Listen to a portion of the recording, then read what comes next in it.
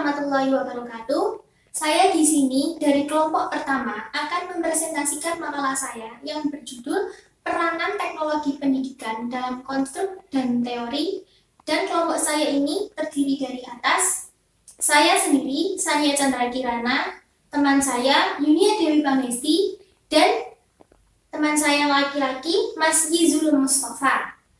Nah, saya di sini akan mempresentasikan tentang pengertian teknologi pendidikan. Apa sih itu teknologi pendidikan?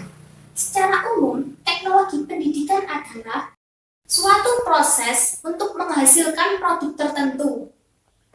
Arti sempit, teknologi pendidikan adalah media atau alat bantu yang digunakan seorang pendidik agar pendidikan tersebut lebih efektif, efisien, dan juga hasil guna. Dalam makalah saya mengutip perkataan dua ahli, yakni menurut ICT dan juga menurut Tom Kirkall, yang kalian bisa baca sendiri di makalah saya untuk penjelasan lebih lengkapnya. Di dalam proses pembelajaran teknologi pendidikan ini memiliki 3 syarat. Yang pertama, proses, produk, dan juga sisna. Di dalam makalah saya ini, di sini dijelaskan teknologi pendidikan ini perlu dipikirkan dan dibahas terus-menerus karena adanya kebutuhan real yang mendukung pertumbuhan dan perkembangannya. Nah, di sini juga teknologi pendidikan ini juga memiliki banyak persyaratan. Nah, persyaratan yang kedua ini saya mengutip di dalam makalah saya ini ada 4. Yang pertama, tersedianya pendidikan dan pelatihan. Yang kedua, berdirinya organisasi profesi. Dan yang ketiga, tersedianya bidang harapan. Yang keempat, memiliki norma penerapan dan kode etik. Nah, kalian bisa membaca penjelasan saya dari makalah saya. Nah, untuk penerapan halaman selanjutnya, saya akan menyerahkan penjelasan saya ini seterusnya kepada teman saya, Mbak Yunia Dewi Pangesti. Terima kasih. Di sini saya akan melanjutkan presentasi dari teman saya, Sania Chandra Kirana. Peranan teknologi dalam pendidikan memiliki potensi yang mempengaruhi proses belajar mengajar. Seperti yang dikatakan oleh Eli dalam Khohirul Umam, bahwa potensi pendidikan yaitu yang pertama, meningkatkan produktivitas pendidikan dengan mempercepat tahap belajar.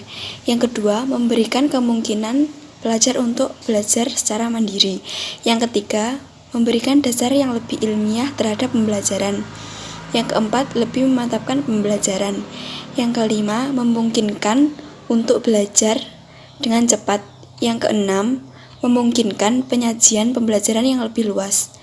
Peranan teknologi dalam pendidikan dapat berupa media yang bermanfaat untuk menumbuhkan motivasi belajar siswa. Penjelasan materi menjadi lebih jelas, metode pembelajaran menjadi lebih bervariasi dan komunikatif, serta siswa dapat melakukan aktivitas selama kegiatan belajar.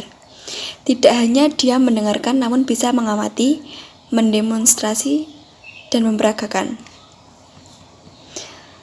Selanjutnya, tujuan teknologi pendidikan secara umum adalah yang A, untuk memecahkan masalah belajar.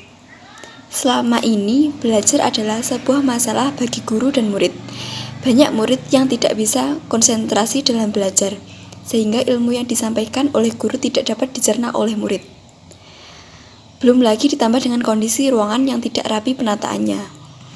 Di sisi lain, ada guru yang mengalami kesulitan dalam mengajar, sehingga ilmu pengetahuan yang ada pada guru tidak bisa tersampaikan dengan baik kepada murid. Dari problem di atas, maka diharapkan dengan adanya teknologi pendidikan bisa menjawab masalah tersebut. Yang kedua, untuk meningkatkan kinerja pembelajaran. Guru mengajar dengan menggunakan kapur memang masih bisa memberikan pemahaman kepada murid. Tapi jika dibandingkan guru menerangkan dengan LCD proyektor, manakah yang lebih efektif? Tentu saja menggunakan LCD proyektor lebih efektif.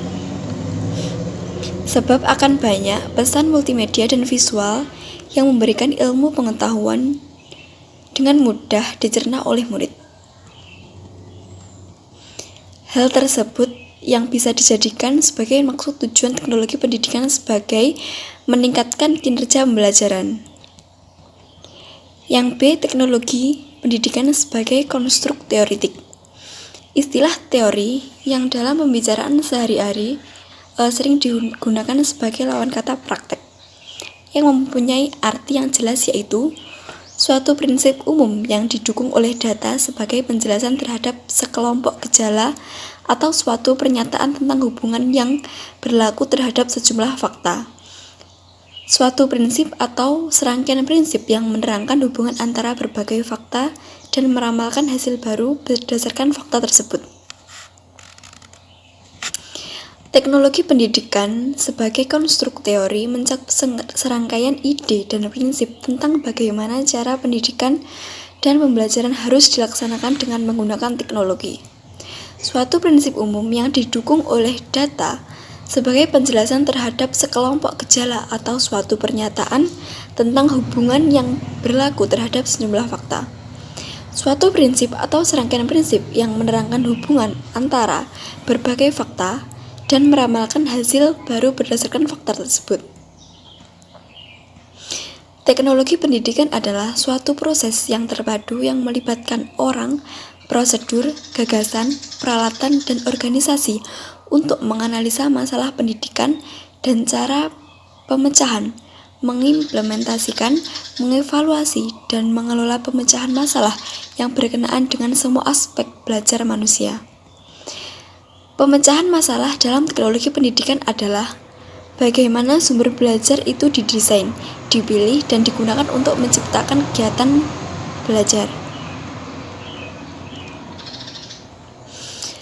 Karakteristik teori dapat diidentifikasikan sebagai berikut. Yang pertama, memberikan dasar untuk merumuskan hipotesis baru dan melaksanakan riset lebih mendalam berdasarkan atas penjelasan tersebut.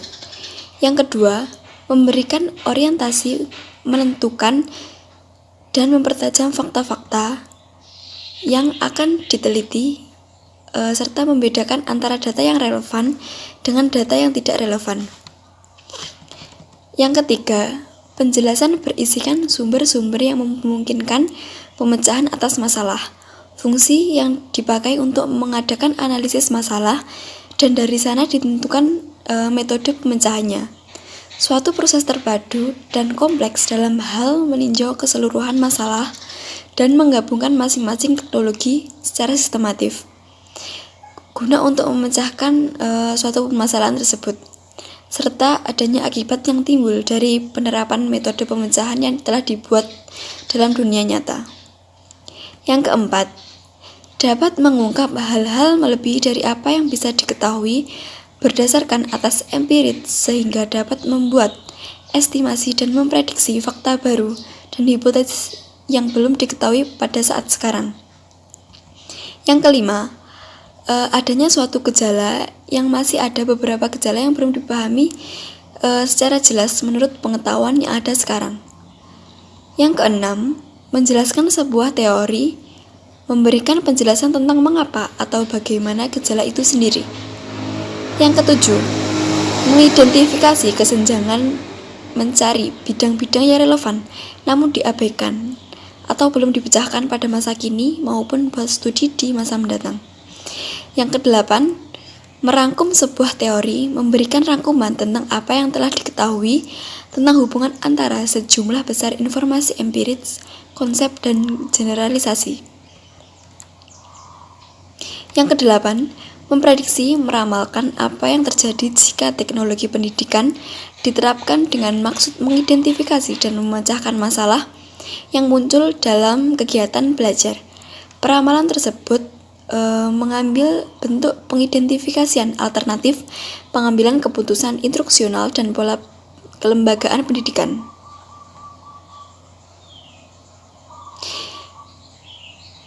Yang kesembilan, memberikan skema untuk mensistematiskan, mengklasifikasikan, dan menghubungkan segala gejala, postulat, dan dalil yang serasi. Sekian, selanjutnya akan disampaikan pada teman saya Izul Mustafa. Bismillahirrahmanirrahim. Assalamualaikum warahmatullahi wabarakatuh. Ya, saya di sini akan melanjutkan makalah penjelasan makalah dari